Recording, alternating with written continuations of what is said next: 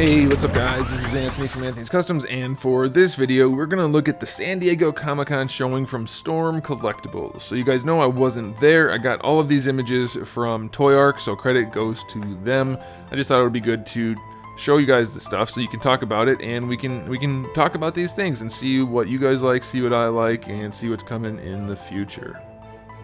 First thing we see is Tekken 7. They revealed this just before Comic-Con started, and then they actually showed Heihachi. So this is very cool. I am excited for Tekken 7 just because this is the fourth line now that they have. The fourth fighting line that they have. So they're all going to be interchangeable in terms of posing and stuff like that. But Tekken 7 also features the best look for Akuma ever. So I'm hoping we get a Tekken 7 Akuma figure. That would be just fantastic. And all you Tekken people should be happy too, because Heihachi looks really, really good.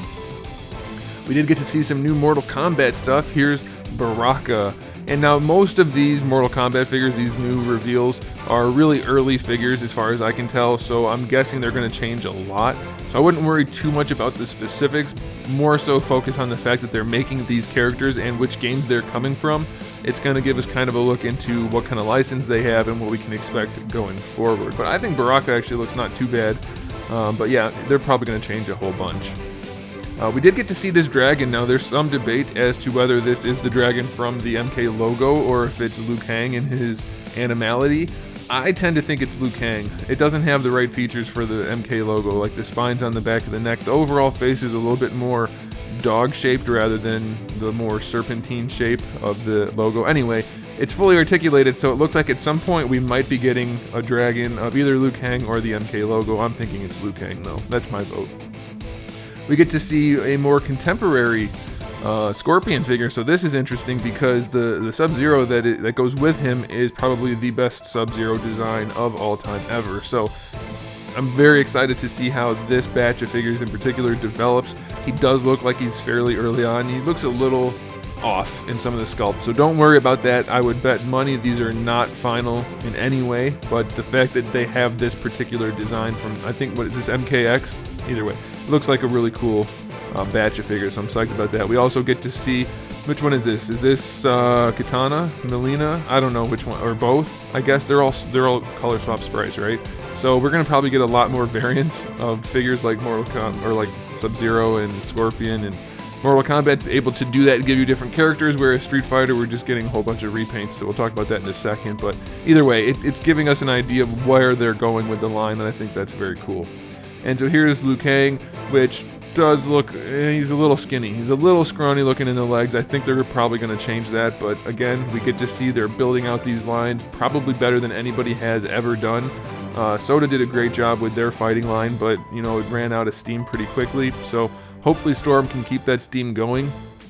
And hopefully they can do it with both Mortal Kombat and Street Fighter, and then also Tekken and KOF. So very excited to see that they're able to just blow this out, and hopefully that it'll keep going. And then last we get one of the Cyber Ninjas. Who knows which one this is? I don't know if they have distinguishing characteristics. I don't think they do, at least without accessories or something. So it's just interesting to see that it is included, and it doesn't look too bad. I think again, it does look a little rough, but I think it'll probably get tweaked. So pretty exciting to see this. I'm not even a big MK fan, and I'm psyched. I want to build these lines out as much as anybody else does. And they did show Shao Kahn again, and Reptile, so hopefully those are still coming. We know Reptile's coming. Still no word on Shao Kahn and whether he's going to come with a throne or not. I'm guessing that has something to do with why we haven't heard much about him. They probably aren't sure what they want to do with that. So hopefully it happens, because they knocked out M. Bison. It turned out that it was a really cool figure, and Shao Kahn's probably going to be about the same size.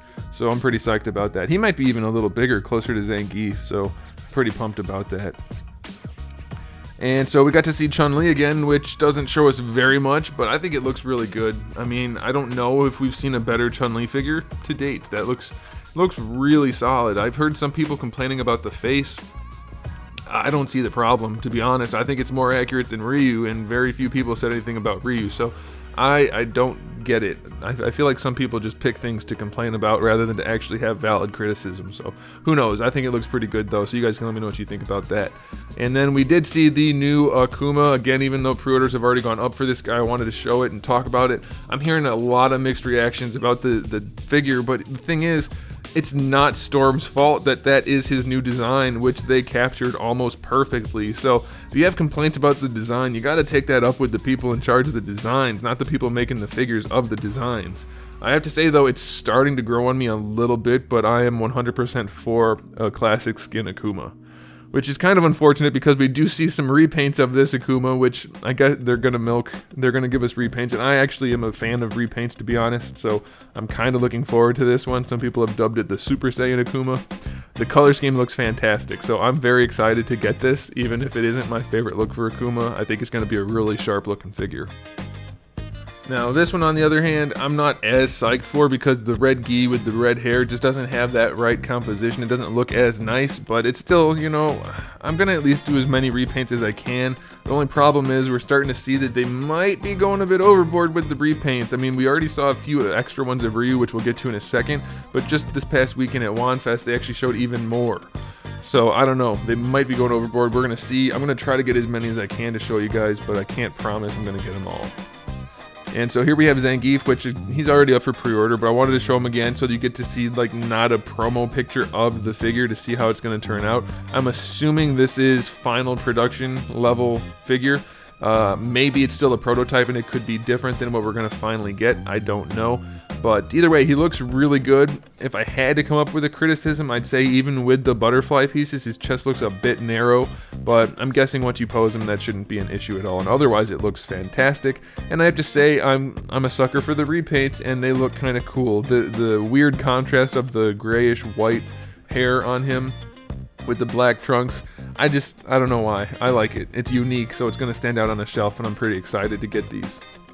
And what would Zangief be without having powder blue, pastel blue, seafoam green, whatever color those are, boots and trunks and wrist things? I mean, I'm more of a traditional, kind of like a forest green, hunter green. Nah, that's probably too dark. Either way, a greener Zangief, but maybe this is his new P2. Maybe it's a different one. Maybe they're going to give us 8 different colors of every character. I don't know. But so far, I'm liking it. I don't know what it is, guys. I know I shouldn't like repaints as much, but I do. I can't help it. I want to collect them all. And so here's another Ryu repaint, which, like I said, I'm all for it, but there has to be a line, especially on figures that are expensive like this. I mean, we're not talking $15 to $20 soda figures like we used to. I had to pay more than that for most of those anyway, and these are gonna be even more than that because some of these are exclusive. That's the thing. Like that pinkish one with the green that I reviewed already, that was an exclusive, a relatively hard to come by exclusive. And another one showed up on eBay recently that was also an exclusive, which got pulled right away, and they actually showed that one at WanFest. But that's another Hong Kong store exclusive. That's going to be hard to track down, so I'm a little worried about the direction they're going with these exclusive repaints. And as you can see, here's a repaint of the San Diego Comic-Con exclusive. So it makes me wonder, well, how is this one going to be attainable? Are they going to make us jump through hoops, or are they going to be more easily attainable? Because, I mean, I want to buy them, but I'm not going to go crazy and spend $100 per figure on eBay. And here's another repaint of the SDCC Ryu. So again, it's just going to be, they have to find that balance of making things exclusive and attainable, because I don't know how many people are going to be able to go to eBay to buy exclusive repaints at double markup. I mean, I get it, but I don't know, we're not all made of money, so it may end up being problematic for them and for collectors, and that's not good for anybody, so we'll see how that works out. And so here's Ken. You can see a couple of repaints. They did actually sell that blue one ahead of time at Comic-Con at the EE booth, because that's a Toys R Us exclusive, as it turns out. Nobody knew that until the con, I guess. But he should be showing up at Toys R Us's, I'm guessing. And then they also have the yellow one, which we don't know anything about. But the interesting thing is that, like I said, that the blue one is available, or was available, and I guess is showing up now as a Toys R Us exclusive. That's going to be a little bit easier to track down. I guess he was available online. And the same thing is also true for the green M. Bison. Not this gray one. We don't know what's up with the gray one yet, but I do so love the gray M. Bison. Does he have that teal seafoam green stripe in the game? That's new. I remember it used to be blue. In the earlier games, he used to have a blue stripe on there. So I kind of like that better. But I'll take the seafoam green because gray Bison's always a good look as far as I'm concerned.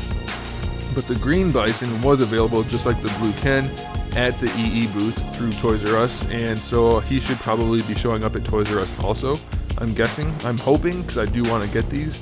and that is a more reasonable exclusive. It should be a little bit more attainable, though still maintain its somewhat exclusivity. So we'll see how this goes, guys. It's potentially awesome and potentially horrible for us as Street Fighter collectors. So cross your fingers and let Storm know what you guys think. But be constructive. Don't get them all mad at us. Let them know if it's too much in a nice way. And so that'll do it, guys. Thanks for watching. Make sure you subscribe to the channel. I have new videos up every single day. We talk about action figures, movies, TV shows, video games, all kinds of fun stuff. So make sure you come back for that. Give the video a thumbs up if you liked it. And in the meantime, keep collecting.